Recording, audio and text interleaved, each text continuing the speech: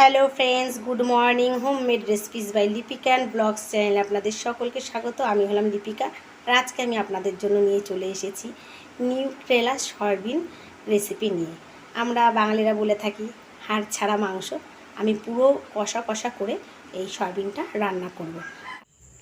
নিয়ে নিয়েছি দুটো আলু ডুমো ডুমো করে কেটে, নিয়ে নিয়েছি দুটো পেঁয়াজ, রসুন, আদা, দুটো শুকনো লঙ্কা, টমেটো। আর এখানে নিয়ে নিয়েছি তেজপাতা, জিরে, গরম মশলা, হলুদ আর লবণ। আর এখানে আমি বাটিতে নিয়ে নিয়েছি গরম জল। আমি জলের মধ্যে সয়াবিনটাকে ভিজিয়ে রাখবো। সয়াবিনগুলো আমি ভিজিয়ে দিয়েছি। সয়াবিনগুলো নরম হয়ে গেলে আমি জল থেকে তুলে ঝরিয়ে নেব। আমি এখানে কড়াই বসিয়ে দিয়েছি। কড়াইটা আমার গরম হয়ে গেছে। কড়াইয়ের মধ্যে আমি সর্ষের তেল দিয়ে দিলাম।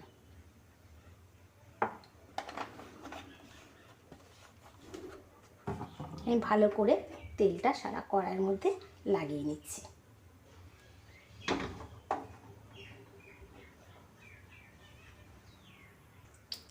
তেলের মধ্যে আমি আলুগুলোকে ছেড়ে দিচ্ছি।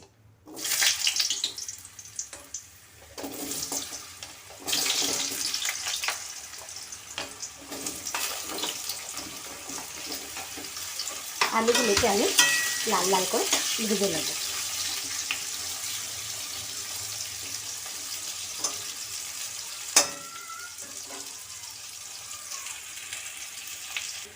দেখুন, আমি সয়াবিনের জলটা ফেলে দিয়েছি। এর মধ্যে কিছু পরিমাণ জল আছে। আমি এরকম চিপে চিপে, দেখুন জল পড়ছে, এখনও বেরোচ্ছে। চিপে চিপে আর একটা পাত্রের মধ্যে সয়াবিনগুলোকে নামিয়ে নিচ্ছি। কারণ সয়াবিনে যদি জল থাকে না, তাহলে সয়াবিন ভাজতে গেলে লেগে যায়। তাই ভালো করে আমি চিপে চিপে সয়াবিনের জলগুলোকে বের করে দিচ্ছি। দেখুন কতটা জল আরও ছিল এর মধ্যে। আর এদিকে দেখুন আমার আলুটা ভাজা হয়ে গেছে। আমি আলুগুলোকে সব নামিয়ে নিচ্ছি।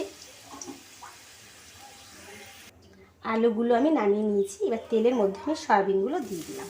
সয়াবিনগুলোকে আমি হালকা করে একটু ভেজে নেব।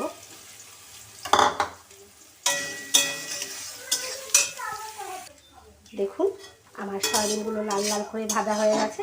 সয়াবিনগুলো আমি নামিয়ে নিচ্ছি। আমি কড়াইয়ে একটু তেল দিয়ে দিচ্ছি।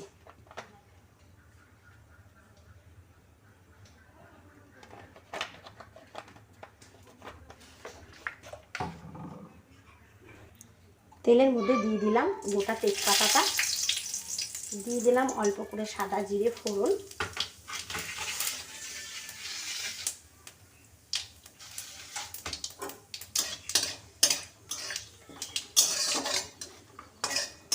এবার দিয়ে দিলাম টমেটো কুচিটা।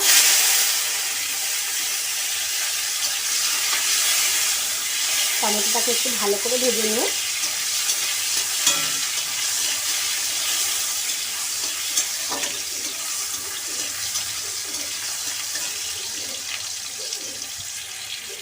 টমেটোটা ভাজা হয়ে গেছে। টমেটোর মধ্যে দিয়ে দিলাম মশলাটা, দিয়ে ভালো করে মিশিয়ে মশলার মধ্যে দিয়ে দিচ্ছি স্বাদ মতো লবণ, দিয়ে দিলাম পরিমাণ মতো হলুদ,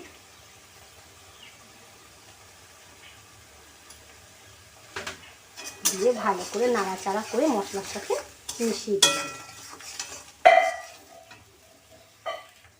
দিয়ে দিচ্ছি 2-3টে চিনির দানা। কালারটা খুব ভালো হবে তরকারি। তাহলে মশলাটা আমার ভাজা ভাজা হয়ে এসেছে। আমি তার মধ্যে দিয়ে দিচ্ছি আলু আর সয়াবিনটা, দিয়ে আমি ভালো করে কিছুক্ষণ কষিয়ে নেব।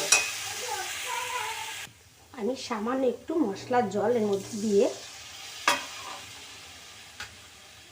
আর একটু কিছুক্ষণ সব কিছু কষিয়ে নেব।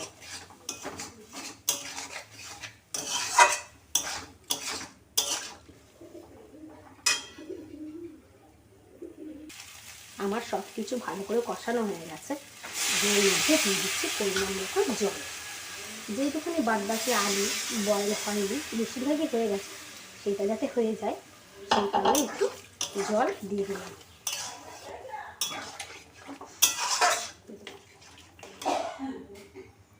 আমি একটি থালার সাহায্যে তরকারিটা ঢেকে দিলাম। আমি 5 মিনিট পর ঢাকনিটা খুলে দেব। আমি তরকারি থেকে ঢাকনিটা তুলে নিচ্ছি।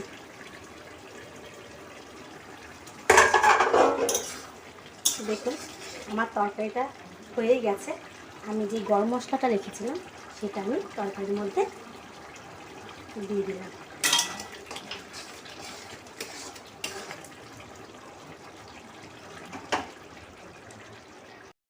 হ্যালো ফ্রেন্ডস, দেখুন আমার কষা কষা সয়াবিনের তরকারিটা রেডি হয়ে গেছে। আপনারা বাড়িতে এইভাবে কষা কষা সয়াবিনের তরকারি রান্না করে ফেলুন।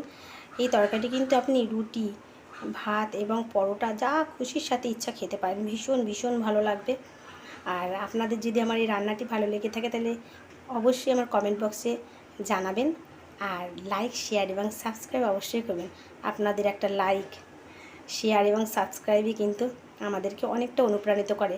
তখন মনে ইচ্ছা হয় যে আরও নতুনত্ব কিছু যদি রান্না করা যায় আর কি আমার বন্ধুদের জন্য। তাহলে প্লিজ প্লিজ প্লিজ আমার চ্যানেলটিকে সাবস্ক্রাইব করে দেবেন। Thank you, tata, by.